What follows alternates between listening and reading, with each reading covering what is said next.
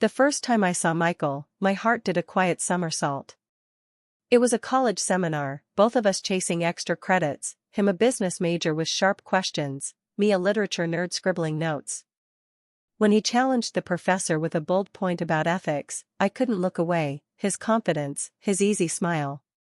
After class, fate nudged us to the same coffee shop, its air thick with espresso and chatter. I was at a corner table, nose in a book, when he slid into the seat across from me. "Mind if I join?" "I'm Michael," he said, his grin disarming. We talked for hours, college hobbies, childhood dreams, everything.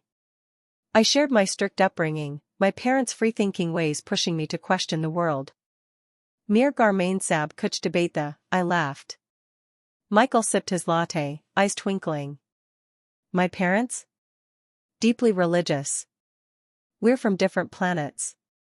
Yet, those differences sparked something undeniable. We became inseparable, studying in libraries, exploring the city on weekends, art galleries, food trucks, quiet parks where we'd debate life. 2 years in, we decided to move in together. Our apartments were far from campus, and sharing a place made sense. Plus, we were glued at the hip, our love a warm cocoon. But when Michael told his parents, the air shifted. At a tense dinner at their house, Mrs. Davis, her lips tight, said, "Living together before marriage? Michael, you know our beliefs." Mr. Davis added, "It's a sin in our house." I felt their stares, heavy as stones. "We respect your views," I said, voice steady, "but we're adults. This is our choice." Michael squeezed my hand. "Lizzie and I love each other. We're starting our life. I hope you'll support us." The evening ended quietly, their disapproval lingering like a cold fog. We found a cozy apartment near campus, its walls soon filled with our laughter, but his parents' judgment cast a shadow. I'd catch Michael staring out the window, lost in thought, and wonder if our love could weather their weight. Our bond felt unbreakable, but I was naive, blind to how their beliefs would claw at us, threatening the life we were building. Our new apartment was our haven, string lights, mismatched mugs, Michael's guitar in the corner.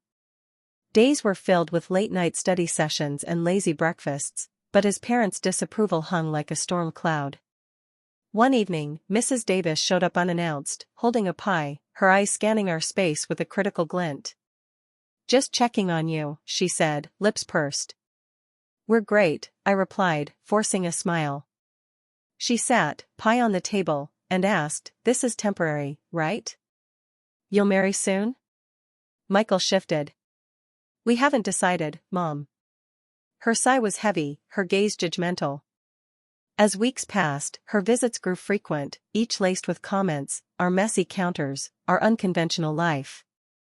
"Ya sabthik nahi lagda," I'd whisper to Michael after she left, my patience thinning.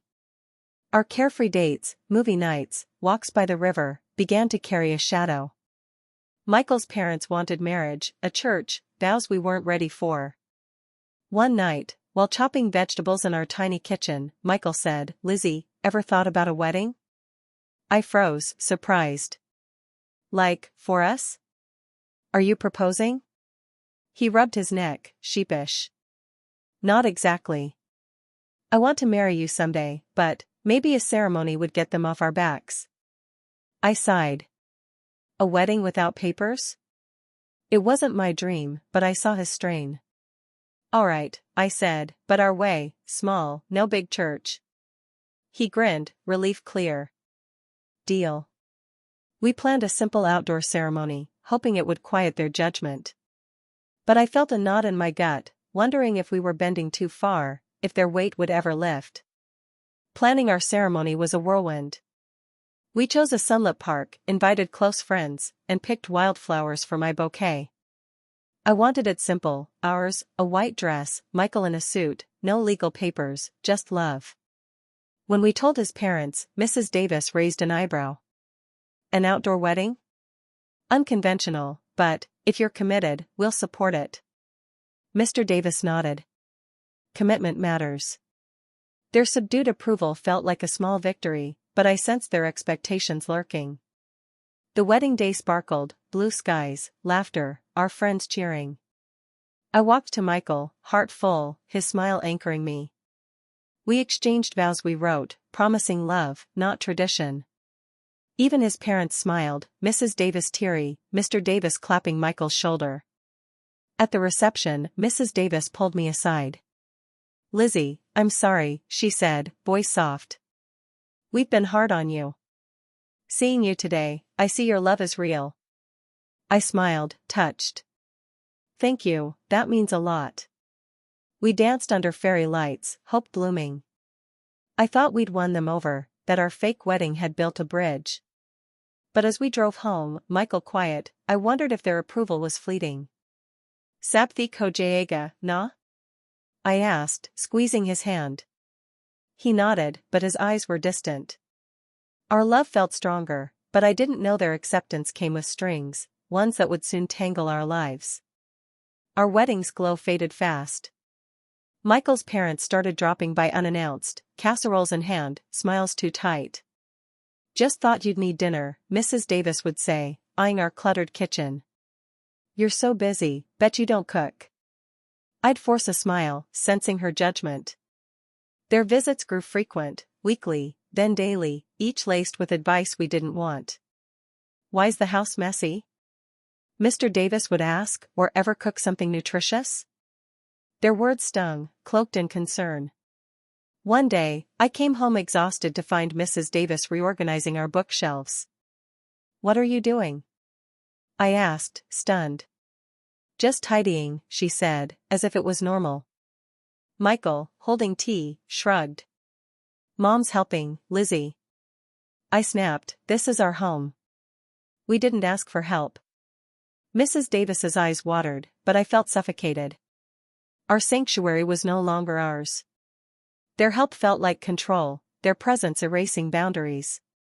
I'd find Mrs. Davis folding our laundry, commenting on my casual clothes. Mr. Davis would lecture Michael on proper budgeting, ignoring our choices. "Ya garabunka lagta high," I told Michael one night, voice trembling. He sighed, torn. "They mean well, Lizzie." But I saw the strain in his eyes, the weight of their love pressing on us. Our evenings, once filled with laughter, now carried their shadow. I wondered how long we could endure before our home stopped feeling like ours. The intrusions pushed us to a breaking point. One night, after Mrs. Davis critiqued our dinner, I pulled Michael aside. "This has to stop," I said, voice shaking. "I can't live feeling judged in our home." He ran his fingers through his hair, stressed. "They're my parents, Lizzie. I don't know how to tell them to back off without hurting them." I softened, but held firm. "What about our peace? We can't sacrifice that for them." He nodded, eyes heavy. We decided to confront them, inviting them for dinner to set boundaries. My stomach churned as we planned our words, knowing it'd be tense. The dinner started pleasantly, small talk, clinking glasses. I took a deep breath. "Mrs. Davis, Mr. Davis, we need to talk about your visits." Mr. Davis's fork paused. "What's wrong?" Michael jumped in. "We love you, but the constant drop-ins and advice, it's overwhelming. We need space to live our way." Mrs. Davis's eyes welled up. "After all we've done, you push us away?" Mr. Davis added, "We're just looking out for you." I stood my ground. It's about respect. Our home, our choices. The room grew silent, tension thick. Mrs. Davis sobbed, "We just want to be part of your lives." Michael's voice was firm but kind.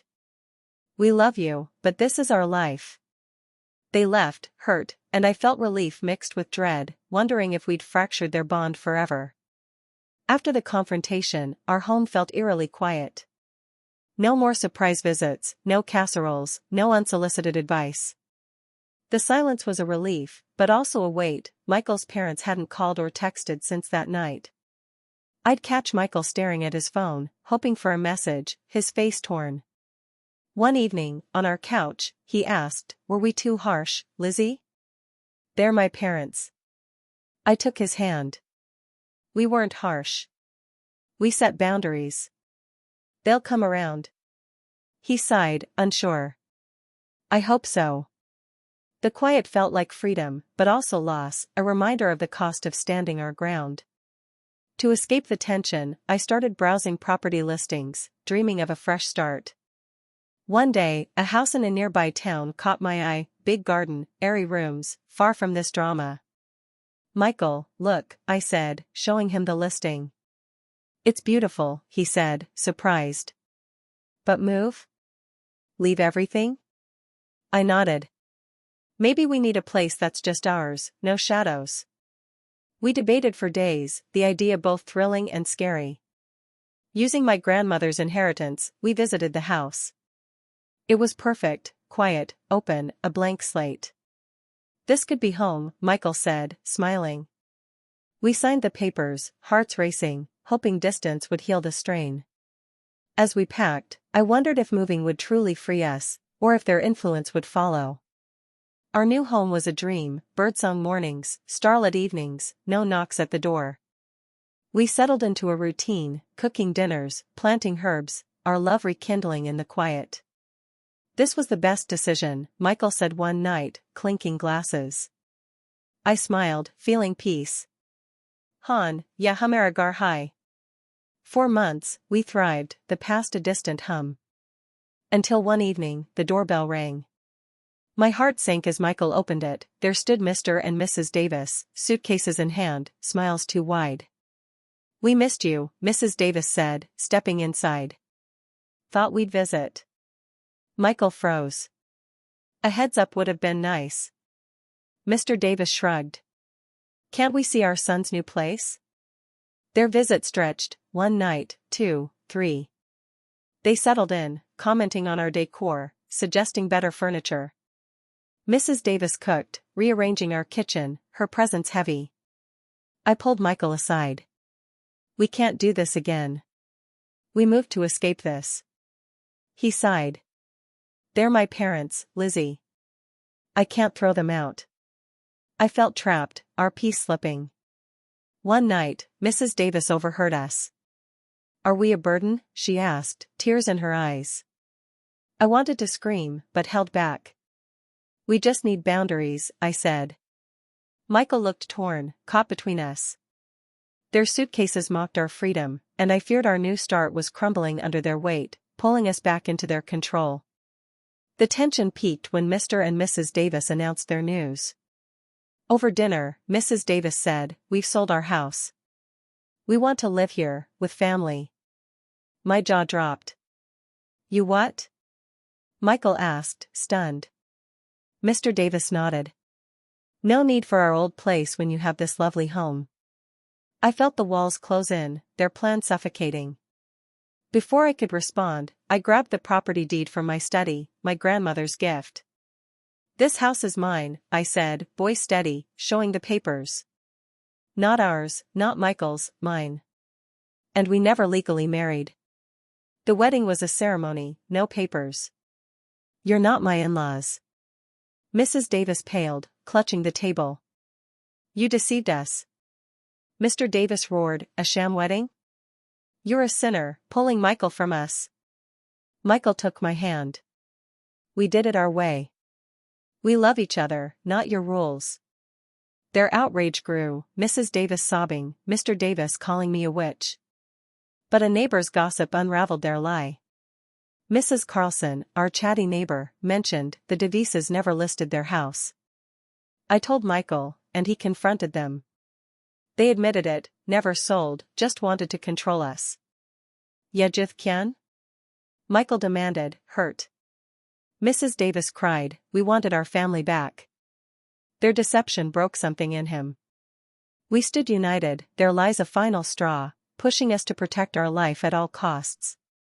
Michael's parents left after the confrontation, their suitcases dragging, Mrs. Davis's tears falling, Mr. Davis's face hard.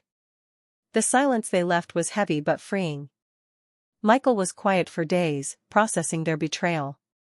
I can't believe they lied, he said one night, staring at the stars. I squeezed his hand. We did the right thing, Michael. Ya humare zindagi hai. We sent them a message, clear and firm, we needed space, no contact for now. Their reply was angry, accusing us of abandoning family, but we held strong. Our home felt ours again, the air lighter, our love unshackled. Weeks later, we rebuilt our rhythm, quiet dinners, long talks, laughter returning. The move, the fight, the lies had tested us, but we emerged stronger. "Thank you for standing by me," Michael said, his eyes soft. "Always," I replied, heart full. We learned boundaries were love, too, for us, for our future. The devices faded from our daily life, their shadow lifting. One evening, on our porch, we toasted to new beginnings. "Naya Shiruit, Bas Hamdano," I said, clinking glasses. Michael smiled, the weight gone.